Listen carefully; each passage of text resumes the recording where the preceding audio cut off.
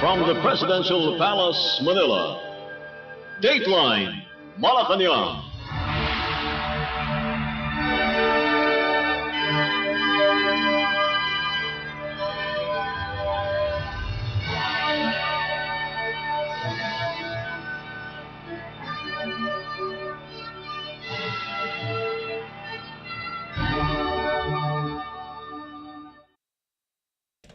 Good day, this is Dateline Malacañang, and here are the news. On the top story, President Ferdinand R. Marcos Jr. returns to the Philippines on Wednesday after his successful participation in the 46th Association of Southeast Asian Nations, or ASEAN Summit, 2nd ASEAN Gulf Cooperation Council, or GCC Summit, and the ASEAN GCC China Summit held in Kuala Lumpur, Malaysia. In a video statement, President Marcos Jr. highlights several outcome documents and accomplishments that underscore ASEAN's commitment to sovereignty, economic resilience, and regional cooperation. He reaffirms support for the West Philippine Sea and emphasizes the Philippines' dedication to advancing the ASEAN Community Vision 2045. The summit saw progress in areas such as trade, sustainable development, and artificial intelligence or AI governance, with ASEAN leaders expressing their readiness to collaborate further as the Philippines prepares for its upcoming ASEAN chairship in 2026. Here is President Ferdinand R. Marcos Jr. Good morning. I have just attended the 46th ASEAN Summit and related summits here in Kuala Lumpur, Malaysia. The summit was once again an opportunity to discuss among our fellow ASEAN member states and partners how we should navigate our future together. This amidst the various geopolitical and economic challenges that we face nationally, bilaterally, regionally, and globally. We discussed significant international issues and emerging challenges that not only impact our nation, but also the entire region, especially the West Philippine Sea. I reaffirmed that the Philippines will continue to defend our sovereignty, sovereign rights, and jurisdiction in the West Philippine Sea in accordance with international law. We continue to strengthen our partnerships with all countries who share our values and our commitment to peace and the rule of law. The leaders of ASEAN agreed to work as a whole towards the further advancement of ASEAN community building. We adopted the ASEAN Community Vision 2045, which sets out the future direction of ASEAN over the next 20 years, along with its accompanying strategic plans. We are collaborating with our partners to narrow development gaps and to promote inclusive growth, particularly for the marginalized, the underdeveloped, and vulnerable communities. We acknowledge the Complementarities Initiative, which maps the similar goals of the ASEAN Community Vision and the Sustainable Development Goals. We reaffirm the importance of the Treaty of Amity and Cooperation in Southeast Asia. And this is the code of conduct which governs the interstate relations in the region. To prepare our country and our region for the future, the economic front must also be developed. ASEAN continued to demonstrate resilience with a growth of 4.7% in 2024, higher than the global average. The leaders and I talked about the impact of the imposition of unilateral tariff measures, which pose a threat to a region as economically integrated as ours. We welcomed the establishment of the ASEAN Geoeconomics Task Force, which is an ad hoc specialized high-level advisory body which provides real-time analysis, strategic foresight, and actionable policy recommendations to support relevant ASEAN sectoral bodies. We reaffirmed ASEAN's collective commitment to a rules-based, open, inclusive, transparent, and non-discriminatory multilateral system. We strengthened our trade with external partners with upgrades in the ASEAN Trade in Goods Agreement, amendments in our free trade agreements, and utilization of the Regional Comprehensive Economic Partnership. We welcomed the issuance of the Joint Declaration on Economic Cooperation between ASEAN and the Gulf Cooperation Council.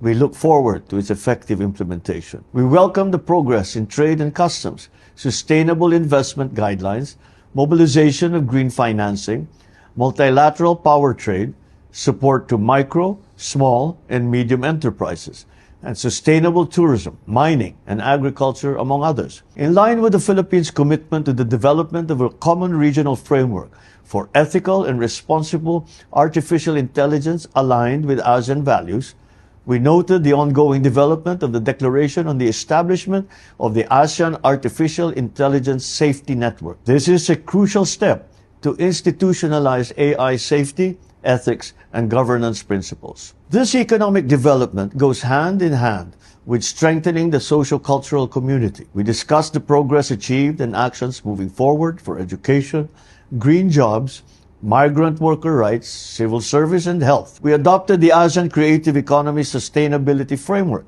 which is a roadmap for balancing economic growth, social inclusion, cultural preservation, and environmental sustainability. Once again, the ASEAN leaders and I had a fruitful interface with the representatives of ASEAN Youth, where I highlighted the Philippines' hosting of the 14th Senior Officials Meeting on Youth and the ASEAN Youth Climate Action and Disaster Resilience Conference in Manila. That was recently as part of the government's commitment to the young people of ASEAN. I also encouraged the youth representatives to harness the full potential of technology for the region's development while keeping an eye to the challenges that this new frontier brings, particularly on the misuse of information and artificial intelligence. On the sidelines of the summit, I took the opportunity to engage leaders to discuss bilateral cooperation in strategic areas of mutual interest. I met with the leaders of Lao PDR, Thailand, Vietnam, Cambodia, and Kuwait. We reaffirmed commitment to strengthen bilateral relations and further advance cooperation on many fields of mutual interest, such as defense, maritime, trade, human resource and development, and education. I especially wish to note that we agreed to explore active ways to boost private sector investments. We expressed openness to cooperating on advanced technologies, AI, and the digital space. I emphasized that welfare, safety, and progress of Filipinos working and living overseas is of paramount importance to my administration. In all my bilateral engagements, one thing is clear. We have to continue to cooperate and to work together to navigate a future that presents us with many opportunities together with many challenges. The Philippine delegation and I are grateful to Malaysia, the chair of ASEAN this year, and our generous host for the successful 46th ASEAN Summit. As the 2026 chair of ASEAN, the Philippines looks forward to building on the gains of Malaysia's chairship and carry ASEAN forward as we navigate our future together. Maraming salamat at magandang umaga po. Philippine President Ferdinand R. Marcos Jr. Dateline Malacañang. Philippine President Ferdinand R. Marcos Jr. urged leaders from Southeast Asia and the Gulf to uphold freedom of navigation and maintain continuous trade in both the South China Sea and the Arabian Sea, describing these crucial waterways as lifelines for regional and global commerce. Addressing fellow heads of state from the Association of Southeast Asian Nations, or ASEAN, and the Gulf Cooperation Council, or GCC, on Tuesday in Kuala Lumpur, President Marcos highlighted the strategic significance of these seas as essential conduits for international trade. In light of escalating tensions and maritime conflicts, particularly in the South China Sea, President Marcos stressed the importance of strictly following international regulations, pointing out that the United Nations Convention on the Law of the Sea, or UNCLOS, serves as the foundation for maritime governance. The South China Sea has historically been a contentious area, with China claiming vast territories that encroach upon the exclusive economic zones of multiple ASEAN nations, including the Philippines. Conversely, the Arabian Sea remains an essential passage for energy shipments from the Middle East, which is susceptible to regional unrest and piracy. The president has been championing a rule-based international framework for maritime matters, particularly following its legal triumph at The Hague in 2016, which nullified China's extensive claims in the South China Sea. Dateline Malacañang. Philippine President Ferdinand R. Marcos Jr. sought support to the country's campaign for a non-permanent position on the United Nations Security Council, or UNSC, for the 2027 to 2028 term.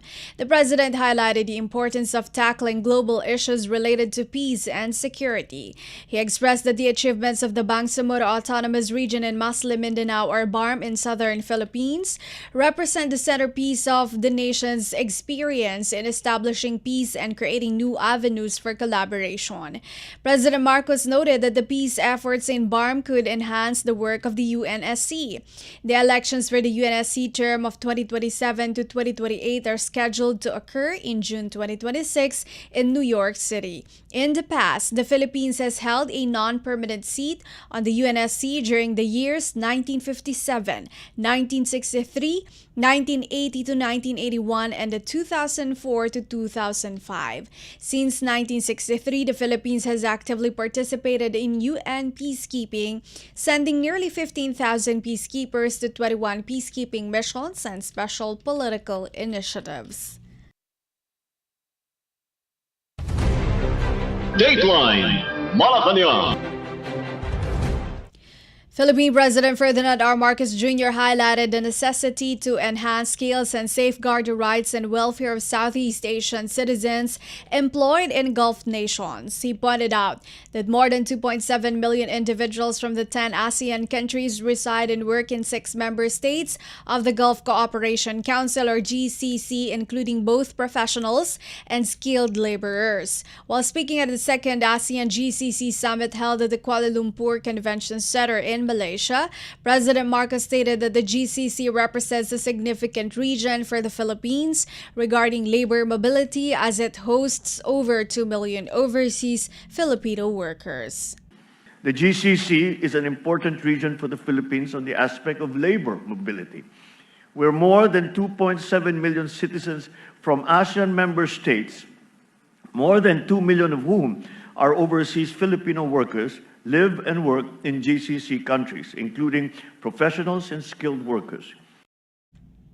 President Marcos stated that the Philippines, which will assume the chairmanship of ASEAN in 2026, is dedicated to enhancing the regional organization's global partnerships, including its collaboration with the GCC. He expressed this commitment while emphasizing that both ASEAN and the GCC draw strength from their unity. The member states of ASEAN include Brunei, Cambodia, Indonesia, Laos, Malaysia, Myanmar, the Philippines, Singapore, Thailand, and Vietnam. Conversely, the GCC consists of the United Arab Emirates and Bahrain. Dateline Malacañang. Philippine President Ferdinand R. Marcos Jr. voiced significant concern regarding the worsening humanitarian situation in Gaza, urging for civilian protection and adherence to international humanitarian standards. In his address at the second ASEAN Gulf Cooperation Council or GCC summit in Kuala Lumpur, Malaysia, President Marcos denounced the increasing death toll resulting from Israel's military actions throughout the Gaza Strip. His comments arrived alongside renewed appeals from the global community for a ceasefire and improved humanitarian access in the strife-torn Palestinian region. He underscored the importance of all parties honoring international law, specifically the regulations intended to safeguard non-combatants during armed conflicts. The summit, which included leaders from the 10 ASEAN member nations and 6 GCC states, Saudi Arabia, Oman, Qatar, Bahrain, Kuwait, and the United Arab Emirates, was convened to explore ways to strengthen political and economic relationships amid escalating global tensions. Dateline Malacañang. Philippine President Ferdinand R. Marcos Jr. urged members of the Association of Southeast Asian Nations or ASEAN and the Gulf Cooperation Council or GCC to enhance their cooperation in digital and halal trade. At the Kuala Lumpur Convention Center in Malaysia during the second ASEAN or GCC summit, President Marcos emphasized the significant economic ties between ASEAN and the GCC, noting that both regions are rich in natural and human resources, united by common goals for prosperity and sustainable development. President Marcos pointed out that the considerable opportunities for collaboration in halal trade and the harmonization of standards, asserting both ASEAN and the GCC can take a leading role in globally. He mentioned that creating a mutually recognized halal certification system would not only build trust and minimize regulatory conflicts, but also establish a robust export platform for micro, small, and medium enterprises or MSMEs, as well as agri-food producers.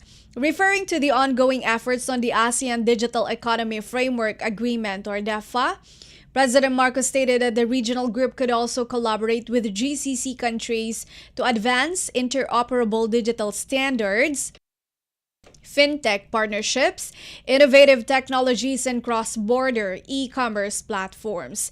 The aim of the ASEAN GCC Summit is to fortify the cooperation framework between ASEAN and the Gulf nations, Saudi Arabia, Oman, Qatar, Bahrain, Kuwait, and the United Arab Emirates, focusing on enhancing various shared concerns such as energy security, food stability, and economic collaboration. The Philippines serves as the country coordinator for ASEAN GCC relations. Dateline Malacañang. Philippine President Ferdinand R. Marcos Jr. and Thai Prime Minister Paetongtarn Shinawatra have committed to enhancing collaboration between the Philippines and Thailand in key areas such as trade, investment, agriculture, and artificial intelligence or AI. This commitment was made during a bilateral meeting between President Marcos and Paetongtarn on the sidelines of the 46th Association of Southeast Asian Nations or ASEAN Summit held at the Kuala Lumpur Convention Center in Malaysia. The two leaders agreed to leverage innovation and economic synergy to foster inclusive and sustainable growth in the region, as stated in a news release from the Presidential Communications Office or PCO. President Marcos highlighted the necessity of revitalizing and strengthening the long-standing relationship between the Philippines and Thailand as they celebrate the 76th anniversary of their diplomatic relations formed on June 14, 1949. The president noted that both he and Paetongtarn recognized the importance of enhancing bilateral ties and cooperation, particularly in light of the challenges facing the global economy that are extremely hard to predict and forecast. He mentioned that Manila and Bangkok have significant potential to establish partnerships in various sectors, including electronics, AI, copper, vehicle wiring, and precious metals. He also expressed his approval of a prominent Thai agricultural company's decision to invest in the Philippines, stressing the role of public-private partnerships, or PPP, in boosting the economic growth of the Philippines. As of 2024, Thailand ranks as the Philippines' sixth largest trading partner. Paetongtarn expressed her intention to expand agricultural cooperation with the Philippines, highlighting Thailand's keen interest in making substantial investments in research and development. President Marcos indicated that the two countries would also improve their collaboration to tackle transnational crime, underlining the need for a joint effort towards peace, security, and progress in the region. Additionally, President Marcos invited Paetongtarn to visit the Philippines during their bilateral discussions. Dateline Malacañang. The Philippine Department of Agriculture or DA announced that minimum wage workers in the country may soon benefit from a 20 pesos per kilogram rice initiative called the Benteng Bigas Meron or BBM na program. The statement followed discussions between the DA and the Department of Labor and Employment or DOLE regarding a planned collaboration aimed at providing more Filipinos access affordable rice in accordance with the directives from Philippine President Ferdinand R. Marcos Jr. Through its Kadiwa ng Pangulo or KNP centers and stalls, the DA offers high-quality, soon-to-age, and aging well-milled rice at 20 pesos per kilogram from the National Food Authority or NFA to members of vulnerable sectors, including participants of the Pantawid Pamilyang Pilipino Program or 4Ps, senior citizens, persons with disabilities or PWD, and solo parents. In a statement, DA Secretary Francisco Chu Laurel Jr. indicated that the agreement has already received approval in principle. DOLE Secretary Bienvenido Laguesma expressed enthusiasm for the convergence, which he believes will further empower minimum wage earners. However, Laguesma noted that participation will be limited to employees of businesses that choose to participate in the pilot implementation of the BBM-NA program. Currently, the BBM-NA initiative can be found in 38 Kadiwa ng Pangulo or KNP locations across Metro Manila, Central Luzon, Calabarzon, and Mimaropa. Additionally, 16 local government units or LGUs in Cebu are also launching the program. The first phase of the BBM-NA program aims to include regions in Negros Oriental and Negros Occidental, Samar, Eastern Samar and Northern Samar, Southern Leyte and Leyte, along with Bohol, Antique, Cebu, Iloilo, Capiz, Biliran, Guimaras, Siquijor, Aklan, and Mindoro. Phase 2 is set to start in July and will encompass Zamboanga del Norte, Basilan, Cotabato City, Tawi-Tawi, Maguindanao del Sur, Maguindanao del Norte, Maguindanao, Davao Oriental, and Sorsogon, while the final phase will cover Sultan Kudarat, Lanao del Norte, Catanduanes, Agusan del Sur, Sarangani, and Dinagat Islands. Dateline Malacañang.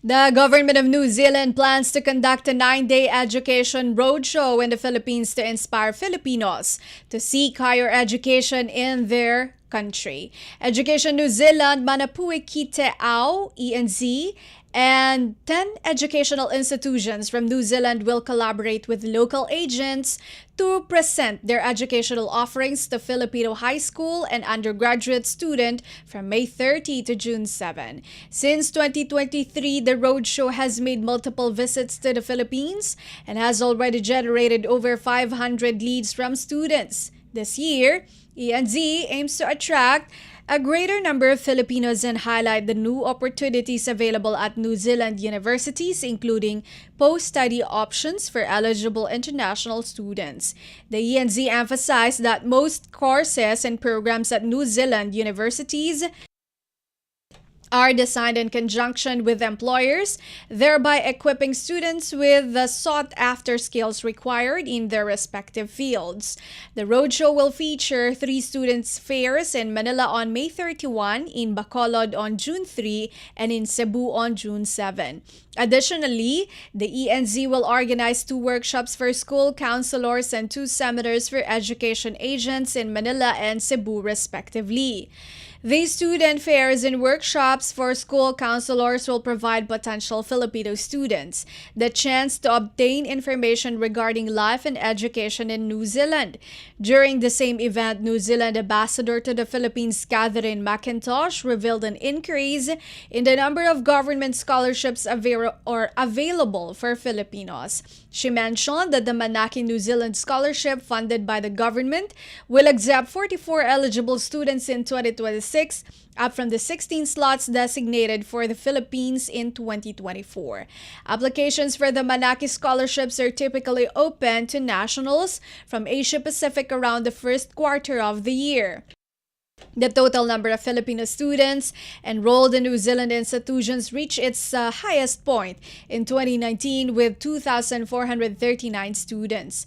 Last year, the ENZ reported that approximately 1,983 students traveled to New Zealand to study primarily in fields such as business and management, human welfare studies and services, nursing, information systems, and computer science and agriculture. Dateline Malacañang. And finally, for the foreign exchange rates according to the Bangko Sentral ng Pilipinas, as of Tuesday, May 27, 2025, the United States dollar stands at 55 pesos and 27 centavos. Japan yen at 38 centavos. South Korea won is at 4 centavos. Hong Kong dollar at 7 pesos and 5 centavos.